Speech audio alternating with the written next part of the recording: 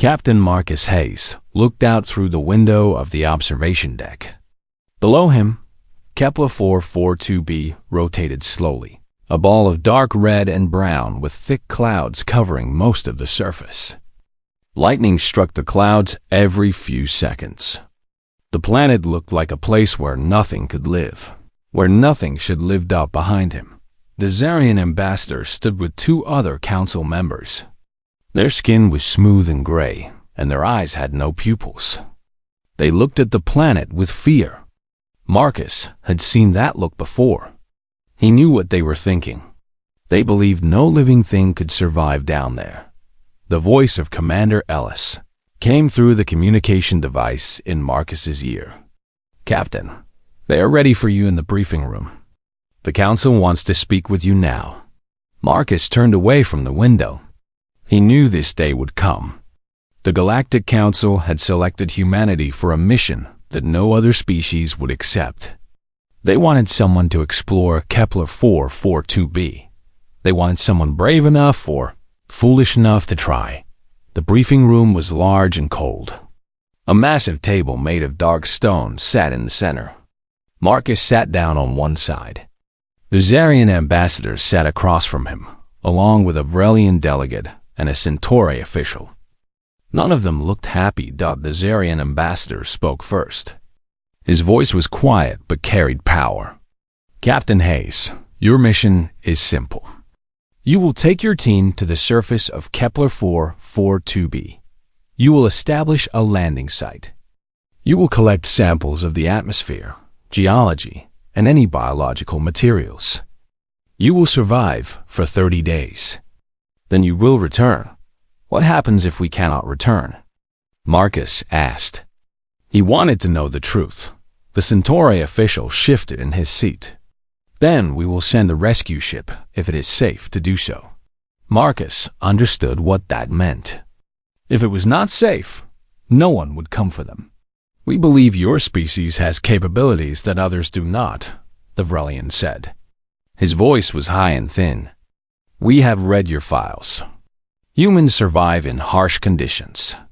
Humans adapt when other species fail. This is why we chose you." Marcus nodded slowly. He had read the same files about Kepler 442b. The planet's atmosphere was made of poisonous gases mixed with acid. The temperature dropped to minus 100 degrees at night.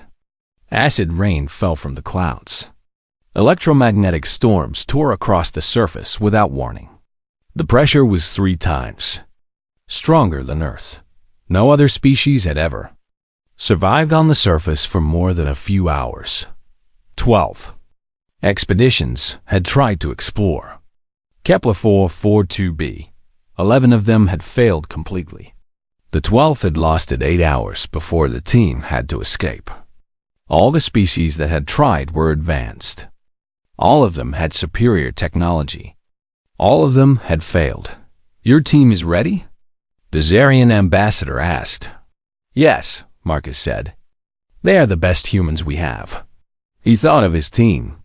Lisa Warren was a biologist who had worked on 5 different worlds. She could think her way through any problem. Connor Rogers was a geologist who understood rock and minerals better than anyone Marcus had ever met. Emma Patterson was an engineer. She could build things from almost nothing. Kyle Davidson was a medic. He had treated injuries in places that no doctor should have to work. "You leave in 2 hours," the Zarian said. "Your shuttle is prepared. Your suits are prepared. Your equipment is prepared." "We are ready," Marcus said. The briefing was over. The council members stood and left the room without saying goodbye. Marcus waited until they were gone. Then he stood as well and walked toward the hangar bay. The shuttle was large and white. Its name was printed on the side, the Pioneer. It was built to last and to protect those inside it. Marcus knew that even the Pioneer could not protect them from everything that Kepler 442b would throw at them. His team was already there, waiting. Lisa Warren stood with her hands on her hips. Her dark hair was pulled back tight. Connor Rogers was checking equipment, running his hands over each item with care. Emma Patterson was inside the shuttle, making sure everything was secured. Kyle Davidson was sitting on a bench, reading through medical data about the planet. "Captain," Lisa said when she saw him. "Are we really doing this?" "We are," Marcus said. "The planet is going to try to kill us in every way possible," Connor said.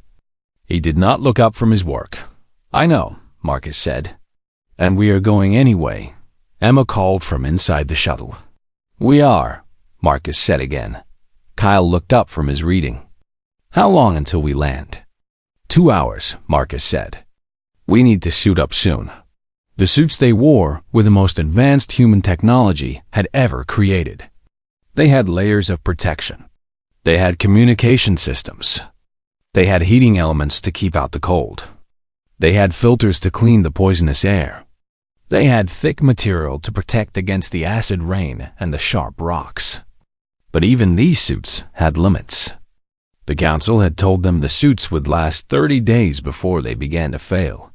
30 days to explore a planet that had killed everyone else. Who had tried? Marcus helped his team put on their suits. Each person checked the others. They made sure every seal was tight. They made sure every system was working. They did this carefully and without hurry. A mistake now would mean death later.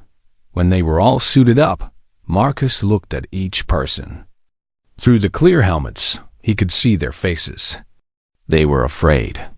He was afraid too. But fear was just information. Fear told him to be careful, to stay alert, to think about every action. "We are going to do something no one else has done," Marcus said. "We are going to survive down there. We are going to succeed because we are human. We do not give up. We do not fail. We adapt.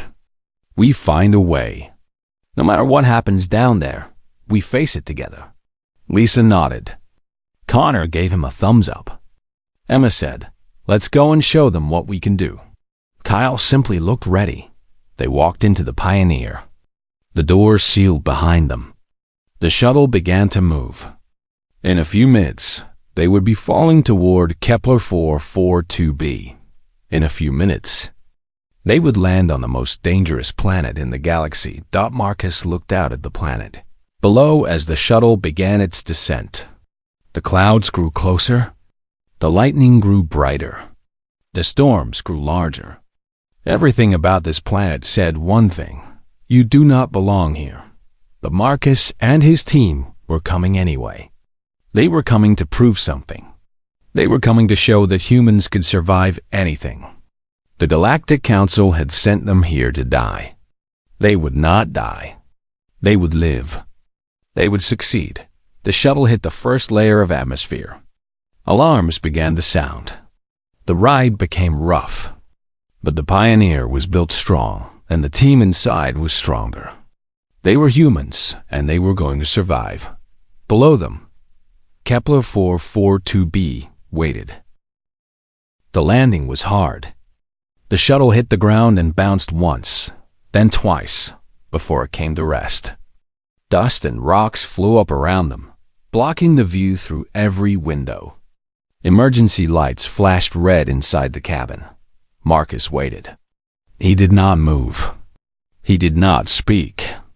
He waited until the dust settled and the lights stopped flashing. The shuttle was damaged but functional. Everyone was alive. "Status report," he said. Emma's voice came back from the engineering section. "Left side structural damage. Heat shielding is compromised on the port engine. Main systems are operational.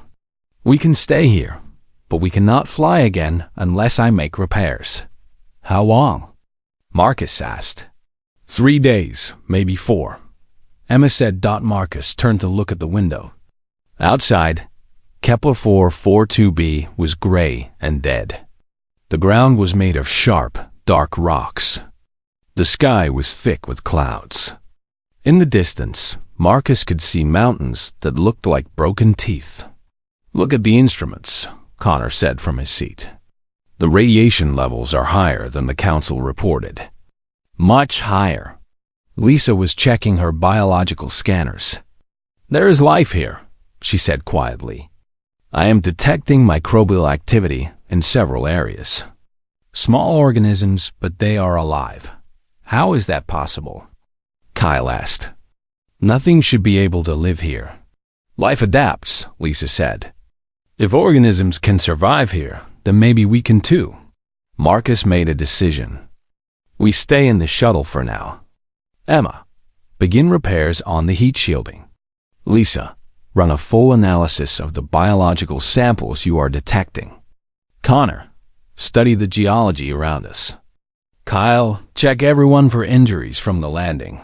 For the next hour, his team worked. Marcus watched the planet through the window. The sky was growing darker. A storm was coming. He could see the clouds moving toward them, thick and heavy. Lightning moved inside the clouds like snakes made of fire. Kyle finished his medical checks. Everyone was fine. A few small bruises. Nothing serious. Emma worked on the heat shielding. She had to go outside to do it. Marcus helped her prepare. He made sure her suit was sealed correctly. He made sure her tools were attached to her belt. He made sure she understood the dangers. 1 hour, Marcus said. "If anything gets worse, you come back inside." Emma nodded and opened the airlock. Outside, Emma moved slowly. Every step was careful. The rocks under her feet were sharp and uneven. The air around her was corrosive. She could feel it trying to eat through her suit. The temperature was dropping. Her suit's heating system fought against the cold. She reached the damaged section and began to work. Her tools were precision instruments. They worked, but they worked slowly. Every minute felt like 10 minutes. Every second felt like danger. The sky was getting darker. The clouds were moving faster. Emma moved faster too. She had to finish before the storm arrived. Her hands moved with purpose. She sealed the damage. She reinforced the weak areas. She checked her work twice. Then she ran back to the airlock. She came inside just as the first drops of acid rain began to fall. They hit the shuttle and made small sizzling sounds. "Inside," Marcus said. "Everyone get away from the windows." The acid rain was not heavy at first, but it grew stronger. The drops were like bullets. They hit the metal walls of the shuttle and began to eat away at the surface. The windows started to become cloudy as the acid ate at them. "This is bad," Connor said. "If the acid stays like this, it will compromise the entire structure in hours." Marcus thought quickly. They could not stay in the shuttle. The shuttle would fail. They had to find shelter. "Get to the geology data," Marcus said. "Find me a cave. Find me anything that can protect us from this rain." Connor was already working. His fingers flew across the scanner. "There," he said. 3 kilometers northwest. A canyon system. The images show large cave entrances. Deep caves. If the caves have protective minerals in the rock, they will block the acid from reaching us. "Prepare to abandon the shuttle," Marcus said. "We take essential equipment only. Water, food, medical supplies, communication devices, and samples. That is all. Everything else stays here." They packed quickly. Each person had a backpack. Each person had a suit that was designed to protect them in this environment. But they all knew their suits would not last forever. The acid would eventually eat through the protection. They had to get to the caves before that happened. The airlock opened. The acid rain was stronger now. It fell like a wall. It made the world look like it was burning. Marcus led them out into the storm. His team followed. They moved in a line, each person watching the other. The ground was slippery from the acid. The rocks were sharp and dangerous. The sky was dark, and lightning struck the ground around them. Lisa almost fell. Connor caught her and helped her stand. Emma was strong and moved quickly. Kyle stayed at the back, making sure no one was left behind. The sound of the rain was loud. It was like 1,000 voices screaming. It was like the planet itself was trying to stop them, trying to push them back, trying to make them fail. But they did not fail. They moved forward. Step by step, they moved toward the caves. It took 2 hours to reach the canyon. 2 hours of walking through acid rain and sharp rocks and danger. When they finally got there, Marcus stopped and looked up. The canyon walls were high and dark. The cave entrance was black and large. It looked like the mouth of something alive, something waiting for them. Marcus went in first. His light came on, cutting through the darkness. The walls of the cave were smooth and dark. They did not look like regular rock. They looked like something else, something that had been formed by heat and pressure over millions of years. "Move slowly," Marcus said. "We do not know what is in here." As they went deeper, the acid rain faded. It became softer, then it stopped. Inside the cave, the air was still. It was cold, but the acid rain could not reach them. They were safe. Marcus found a wide area in the cave. It had flat ground and good space. He called his team together. "We camp here," he said. "Emma, check the suit damage. Lisa, rest and prepare your biological equipment. Connor, study these rock formations. Kyle, prepare the medical station. We do not move again until I say we move." His team nodded. They were tired. They were wet with acid. Their suits were damaged, but they were alive. They had survived the first test that Kepler 442b had thrown at them. As Marcus set up the communication beacon, he thought about the Galactic Council. They had expected his team to fail. They had expected them to die, but they were still alive. They had found shelter. They had survived the acid rain. The planet had tried to kill them, and they had refused to die. Outside the cave, the acid rain continued to fall. The lightning continued to strike. The storm continued to rage. But inside the cave, Marcus and his team sat in the darkness and planned their next move. Kepler-442b was a dangerous world. It was a deadly world. But it was also a world where humans could adapt and survive. And that was what humans did best. 10 days had passed. The team had moved deeper into the cave system, far from where the acid rain could reach. Marcus stood at the entrance of a small chamber that Connor had discovered. Inside, he could feel warmth rising from the ground. "Geothermal vents," Connor said, pointing to the ground. "The planet's heat is coming up from below. The rock around these vents is warm. Perfect for our camp. How long will it last?" Marcus asked. "As long as the planet exists," Connor said. "The heat comes from the core. It will not stop." Marcus nodded. This was good. They had heat. They had shelter. Now they needed more. Emma was working on a project near the vents. She had taken equipment from the shuttle and was building something new. Her hands were careful and precise. She was connecting tubes and wires, creating something that looked like a machine. "What is that?" Marcus asked. "A power generator," Emma said. "The vents produce heat. Heat can be converted to electricity. We can use this to power our equipment, to charge our suits, to run the communication device. How long until it works?" Marcus asked. 2 days, Emma said. "Maybe 3. Lisa was studying samples under a light microscope. She had set up a small laboratory in another chamber. The samples came from the rocks around the geothermal vents, from the water that collected in small pools from the air itself. "Marcus, come here," she called. Marcus went to her.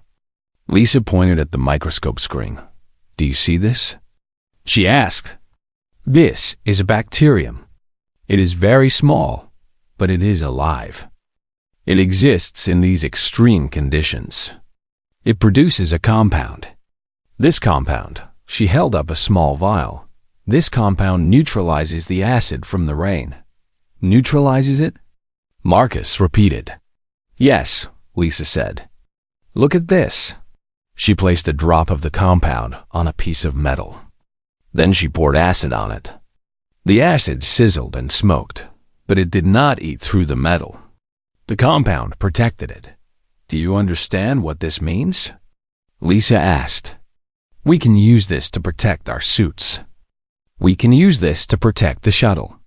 We can use this to collect water from the rain without it destroying our containers. Marcus understood. The planet that had tried to kill them was also giving them tools to survive it. Life here had already adapted. The bacteria had found a way to survive. Now the humans could use what the bacteria produced to survive as well. Kyle was training on medical techniques. He had limited supplies, but he knew how to make them last. He read every piece of information about human physiology, about healing, about survival medicine. He was preparing for injuries. He was preparing for problems. He was preparing for anything that could go wrong. I found something interesting, Kyle said when Marcus checked on him. The lower gravity here makes injury recovery faster. Our bodies can do more work with less energy. If we are careful about how we move, we can push ourselves harder than on Earth and still recover quickly. How much harder? Marcus asked. 20 to 30%, Kyle said.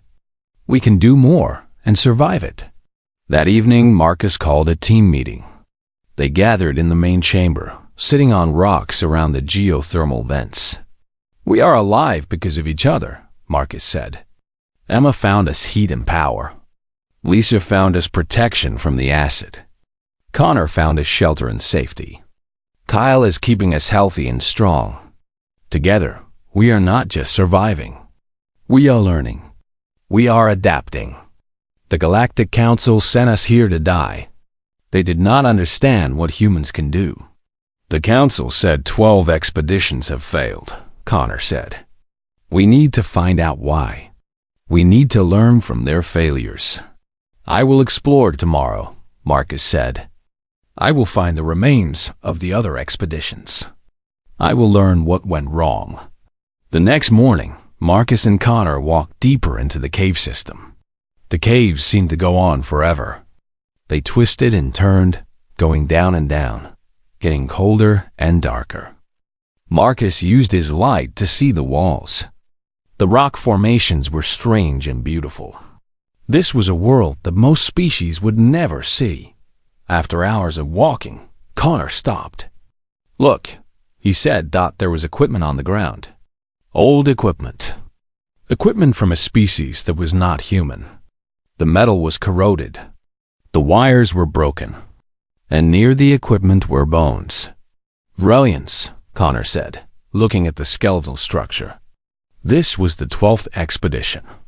The council said they lasted 8 hours on the surface. They lasted longer than that. They made it down here. They tried to survive in the caves, just like we are doing.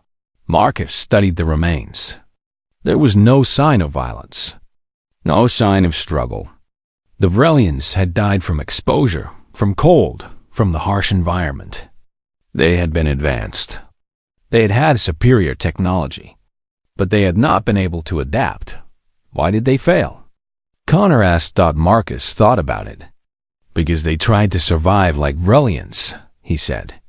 They used their technology the way they knew how to use it. They did not change. They did not adapt. They did not learn from the planet. They fought against it instead of learning how to live with it. We are different, Connor said. Yes, Marcus said. We are. They collected the Vrelian equipment and took it back to camp. Emma studied it carefully. She could learn from the failed design, from the mistakes the Vrelians had made. On the 15th day, a massive earthquake struck. The ground shook. Rocks fell from the ceiling. The cave shook and trembled. Marcus heard loud cracking sounds. Dust filled the air. Then it stopped. The shaking stopped. But the damage was done. Part of the camp had collapsed. Equipment was broken. The water storage containers had cracked. The biological samples Lisa had collected were scattered. For a moment, no one spoke. No one moved.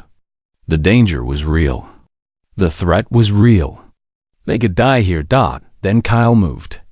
He started checking for injuries. He moved quickly, but carefully, examining each person. No serious injuries, he said. Minor cuts and bruises. Nothing critical. Emma was already moving toward the damage. The geothermal generator is still functional, she said. We can rebuild the camp. The damage is not permanent. Connor was studying the collapsed section. The cave is more stable deeper inside, he said. We should move the camp there. It is safer. Lisa was gathering her samples. The samples are ruined, she said. But I can collect new ones. There is more life here than I realized. Marcus looked at his team. They had faced a disaster. The planet had tried to destroy their camp. But instead of giving up, instead of failing, they had chosen to adapt. They had chosen to move forward. We move, Marcus said. We rebuild. We survive. For 3 days, they moved everything deeper into the cave. For 3 days, they worked without stopping. They were tired. They were hurt.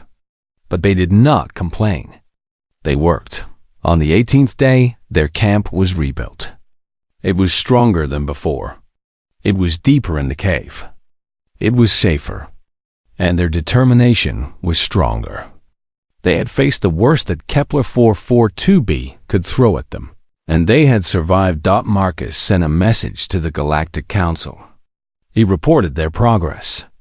He described the bacteria, the geothermal vents, the mineral deposits. He described how they were not just surviving but thriving. The response came back immediately. The Council wanted more information. The Zarian ambassador wanted to know everything. But Marcus did not care what the Council wanted. He cared about his mission. He cared about his team. He cared about proving that humans could survive anything, and they would. They would survive. They would succeed. They were not like the other species. They were human, and that meant they would never give up. By the 20th day, Lisa had made a discovery that changed everything. She sat in her laboratory, staring at the results of her genetic analysis. The data was impossible. It was revolutionary. It was exactly what humanity needed. Come here, she called to Marcus. You need to see this. Marcus came over. Lisa showed him the data on her screen. These bacteria, Lisa said, her voice shaking with excitement, they produce compounds that can cure viral infections. Not just on this planet, across the entire galaxy. The Centauri plague, the Vrelian disease, the Zarian condition. All of them can be treated with compounds from these organisms. Are you certain? Marcus asked. Yes, Lisa said. Absolutely certain. This bacteria has been evolving for millions of years in extreme conditions. It has developed molecular structures that are unlike anything in the known galaxy. These structures are the key to medical breakthroughs that could help trillions of beings. Marcus sat down. This was bigger than survival. This was bigger than the mission. This was a discovery that could change the galaxy itself. Emma joined them in the laboratory. She had been working on a new project. She had created a system to extract and preserve the bacterial compounds. She could collect them in large quantities. She could protect them from damage. I can preserve these indefinitely, Emma said. With the right containers and the right process, we can collect enough material to send to medical researchers across the galaxy. This is not just a survival supply. This is a treasure. Connor appeared in the doorway. His clothes were dusty from exploring deeper into the cave system. He was carrying samples of rock. I found mineral deposits, Connor said. Rare elements. Elements that are worth more than starships. elements that your technology cannot replicate. These minerals formed under the extreme pressure and temperature of this planet. They cannot be found anywhere else. Connor placed the samples on the table. They gleamed under the light. One mineral was deep blue and transparent. Another was red like blood. Another was gold and shimmered with an internal light. These minerals, Connor continued, could revolutionize energy production across the galaxy. A single one of these could power a city for a year. We have found thousands of them. Kyle came into the laboratory, holding his medical scanner. He had been monitoring the team's health. The news he brought was as good as the others. Our bodies are adapting to this planet, Kyle said. Our immune systems are becoming stronger. Our muscles are developing more efficiently under the lower gravity. We are becoming more resilient with every day we spend here. The harsh conditions are actually making us healthier, not weaker. Marcus looked at his team. They had discovered that Kepler-442b was not a dead, hostile world. It was a living world full of resources and wonders. A world that previous species had tried to conquer rather than understand. We need to send this data to the Council immediately, Marcus said. They need to know what we have found. Wait, Emma said. Something is happening on the planet. The sensors are detecting a massive storm forming. Bigger than anything we have seen yet. It is moving toward our location. Connor checked the geological data. It is the planet's weather cycle, he said. The data shows these massive storms occur every 15 days. We have been here 19 days. We are about to experience one. The storm came faster than anyone expected. The wind outside the caves began to howl. The acid rain became heavier, more intense. The lightning was constant.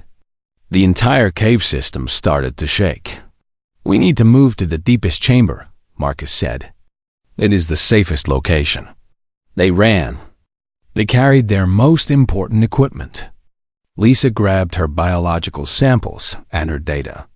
Emma carried the extraction and preservation system. Connor brought the mineral samples. Kyle carried the medical supplies and the team's personal items. The cave shook. Dust fell from the ceiling. The sound of the storm echoed through the tunnels, louder and louder. It was like being inside the planet's heart while it beat. They reached the deepest chamber just as a section of the cave collapsed behind them.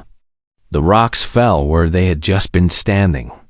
If they had been any slower, they would have been buried alive. Kyle looked at the collapsed section. We are trapped, he said. That was our main exit. No, Marcus said. There are other tunnels. Connor found them days ago. We can use them to find another way out when the storm passes. They stayed in the deepest chamber for 16 hours. The storm raged above them. The planet seemed angry, seemed determined to crush anyone who dared to live on it. But the deepest chamber held. The rock around them was ancient and strong. It protected them. When the storm finally passed, they emerged from the deep chamber. The cave system had changed. Some tunnels were collapsed. Some were blocked. But they found a new tunnel, one that led upward, one that led toward the surface. Kyle stopped them before they went higher. Our suits, he said, they are degrading faster than we calculated. Emma, how much time do we have before they fail completely? Emma checked the suit systems. Her face became serious. 2 days, she said. Maybe 3. The constant exposure to the acid and the radiation is breaking down the materials. We will lose protection soon. Then we do not have time to waste, Marcus said. We send the data to the council now. We tell them everything we have found. Then we prepare for evacuation. Marcus transmitted the complete research data to the Galactic Council. The data included Lisa's biological discoveries, Connor's mineral samples, Emma's technical designs, and Kyle's medical analysis. It included everything they had learned about Kepler-442b, It included everything they had discovered in 20 days on the most dangerous planet in the galaxy. The response came back within minutes. The council was shocked. The Zarian ambassador sent a personal message to Marcus. "Captain Hayes," the message said, "you have accomplished what we believed was impossible. You have not just survived Kepler 442b. You have discovered resources and medical solutions that will benefit the entire galaxy. Your species has proven its value. We are sending an evacuation ship immediately." But Marcus did not want to evacuate. There was still more to discover, still more to learn. He looked at his team. "We stay," he said. "We stay until we are sure our data is secure. We stay until the evacuation ship arrives. We stay until our mission is truly complete." Lisa nodded. Connor nodded. Emma nodded.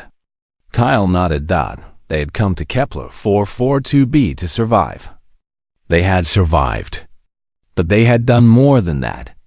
They had discovered that humanity could achieve what advanced civilizations thought was impossible. They could adapt.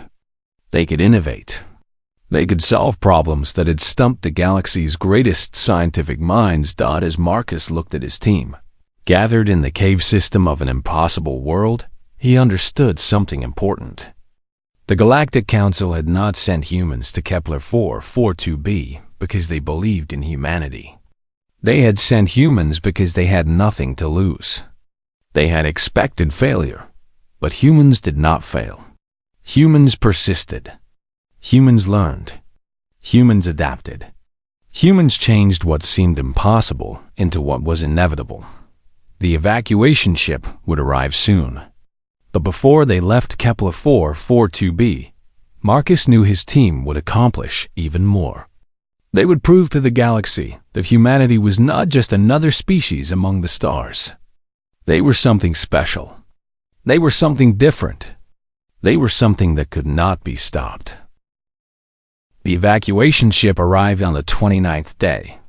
It came through the thick clouds and descended to the landing site near their original shuttle. The ship was large and powerful, designed to operate in dangerous environments. It was beautiful to Marcus and his team because it meant survival. It meant their mission was complete. But Marcus did not move immediately to board the ship. He and his team moved through the caves one last time. They collected the final samples. They gathered the mineral deposits. They made sure every piece of data was stored safely in multiple containers. They made one final comprehensive report of everything they had discovered, everything they had learned, everything they had accomplished. Lisa stood in her laboratory for the last time. She looked at the bacterial samples, the most valuable discoveries of their mission. She carefully placed them in preservation containers. Each container was protected with multiple layers of safety. Each container could survive the journey back to the Galactic Council. Each container held the potential to save trillions of lives. Connor walked through the tunnel system, his hands touching the ancient rocks that had protected them. He took final measurements of the mineral deposits. He recorded the exact locations of every significant discovery. He understood that other scientists would come here, would study this place, would learn from what he and his team had found. Emma was outside the cave, working on the original shuttle. She had managed to repair it despite the damage. The shuttle would be left here as a supply station for future expeditions. Emma had designed the repairs carefully, making sure future teams would have protection and equipment waiting for them. Kyle was in the medical station, reviewing all of his notes about their physical adaptation to Kepler 442b. He had documented how human bodies had changed, how their immune systems had strengthened, how their muscles had developed differently under lower gravity. This information would help future expeditions understand human capabilities in extreme environments. On the morning of the 30th day, the team gathered their final belongings and walked out of the caves. The sky above Kepler 442b was gray and heavy with clouds. Another storm was building on the horizon. They could see lightning in the distance, moving toward them. The planet would always be dangerous, always be harsh, always try to kill those who landed on it. But they had proven the humans could survive it. The evacuation ship had its ramp down and ready. The crew was waiting. Marcus and his team climbed aboard. They brought with them the evidence of their accomplishment. They brought the bacterial samples, the mineral deposits, the data drives full of information, the journals and reports documenting every day of their mission.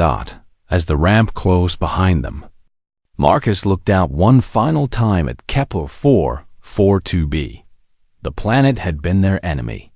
It had tried to kill them, but it had also been their teacher. It had shown them how strong humans could be when faced with impossible situations. The ship lifted off. It rose through the atmosphere, leaving the acid rain and the lightning and the storms behind. As Kepler 442b grew smaller in the distance, Marcus felt a sense of accomplishment that was hard to describe. They had done it. They had survived. The ship docked with the Galactic Council's main station. The council members were waiting. The Zarian ambassador was there, along with delegations from the Vrelian, Centauri, and dozens of other species. They had all come to see the humans who had accomplished the impossible. The team emerged from the ship, still wearing their suits, still covered with the dust of Kepler 442b. They looked tired. They looked damaged. They looked like people who had faced the worst and refused to give up. The Zarian ambassador approached Marcus. His gray face showed something that might have been respect. "You have changed everything," the ambassador said. "We believed your species was useful only for physical labor. We did not understand your true strength. You do not have the strongest weapons. You do not have the fastest ships. You do not have the most advanced technology. But you have something we did not expect. You have adaptability. You have persistence. You have the ability to survive and succeed when survival seems impossible." "Thank you," Marcus said simply. The scientific delegation took possession of the bacterial samples. Within hours, they had begun analysis. Within days, they had confirmed Lisa Warren's discoveries. The compounds from the Kepler 442b bacteria could cure diseases that had plagued the galaxy for centuries. Medical teams from every species began working on treatments. The potential to save billions of lives was real. The minerals that Connor had discovered were analyzed by engineers and physicists. They confirmed that these materials could revolutionize energy production. They could make existing technology vastly more efficient. They could create new forms of power generation that had previously been theoretical. Lisa Warren was offered the position of director of a new medical research division. She accepted. She wanted to lead the effort to turn the Kepler 442b bacteria into actual treatments that could help the galaxy. Connor Rogers became the head of a geological survey program. He began planning expeditions to other harsh worlds. He wanted to find out what other planets held in their rocks and minerals. He wanted to teach others to see planets not as enemies, but as sources of knowledge and resources. Emma Patterson was recruited by engineers from every major species. They wanted to learn from her designs, her innovations, her ability to create solutions from limited materials. She established a Center for Innovation and Design, teaching others how to think like an engineer, how to solve problems with creativity rather than just advanced technology. Kyle Davidson created a new medical training program. He taught other species about human survival medicine, about treating injuries in harsh environments, about keeping people alive when technology was not available. His program saved lives and changed how the galaxy approached emergency medicine. But Marcus refused all the offers of position and power. Instead, he requested something simpler. He asked to lead the next expedition, an even more dangerous mission to an even more hostile world. The council was shocked. They offered him everything. They offered him rank, authority, resources beyond measure. But Marcus only wanted to explore again. He only wanted his team to stand together and face another impossible challenge. Why? The Centauri official asked. You have accomplished more than any individual has accomplished. You have achieved glory and recognition. Why would you risk everything again? Because that is what humans do, Marcus said. We do not stop at success. We push forward. We search for new challenges. We want to see what else is possible. That is our true strength. Not weapons or technology or resources. Our strength is that we never stop trying. Within a week, volunteers had stepped forward to join the next expedition. Hundreds of humans wanted to follow Marcus to the next dangerous world. The Galactic Council approved the mission. An even more hostile planet had been selected. Kepler 616c, a world where the Council believed no life could exist at all. On the day before departure, the team gathered in the observation deck. Marcus, Lisa, Connor, Emma, and Kyle stood together, looking out at the stars. They had been to a place that had nearly killed them. They had discovered resources that would benefit the entire galaxy. They had proven that humans could do things that advanced civilizations thought were impossible. What do you think we will find on Kepler 616c? Lisa asked. Something, Marcus said. Life finds a way. Life adapts. And now so will we. Are you afraid? Connor asked. Yes, Marcus said honestly. But fear means we are alive. Fear means we are cautious. Fear keeps us thinking clearly. I am not afraid of failing. I am only afraid of not trying. The news of their next mission spread throughout the galaxy. Other species began to rethink how they viewed humans. Some species asked to join human expeditions. Some species wanted to work with humans on other missions. Some species wanted to learn from humans. Humanity had come to the Galactic Council as a new species, unknown and untested. But they left the Council as something more. They left as a species that could achieve the impossible. A species that could survive anything. A species that would not give up, no matter how harsh the challenge. The evacuation ship had taken them to Kepler 442b, expecting them to fail. Instead, they had succeeded beyond anyone's expectations. They had not just explored a dangerous world. They had learned from it. They had discovered its secrets. They had brought back knowledge and resources that would benefit trillions of beings. As Marcus and his team prepared for their next mission, they knew that this was only the beginning. There were infinite worlds to explore. There were infinite challenges to face. There was infinite potential for human beings to prove themselves in ways that no other species had ever done. Kepler-442b had been dangerous. Kepler 442b had been hostile. Kepler 442b had tried to kill them every single day. But Kepler 442b had also given them something precious. It had shown them the true extent of human capability. It had shown them that humans could do anything if they were willing to try, willing to adapt, willing to persist no matter what obstacles stood in their way. The story of the Kepler 442b expedition would be told for generations. Young humans would hear about Marcus and his team and would dream of their own expeditions to dangerous worlds. The galaxy would never look at humans the same way again.